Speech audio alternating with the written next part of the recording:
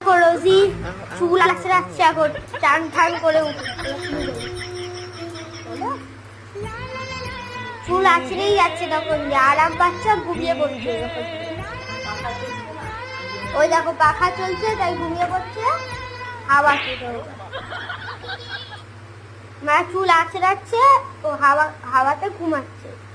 এতক্ষণ ধরে লাফালাফি করছিল, এখন পাকের সামনে এসে হাঁপিয়ে গেছে বলে পাকের সামনে এসে ঘুমিয়ে পড়ছে, আর মা ওখান দিয়ে চুল আঁচড়াচ্ছে। দেখো কত সুন্দর চুল আঁচড়াচ্ছে, দেখো চুপ করে বসে। কোনো বাচ্চা এরকম চুল আঁচড়াবে?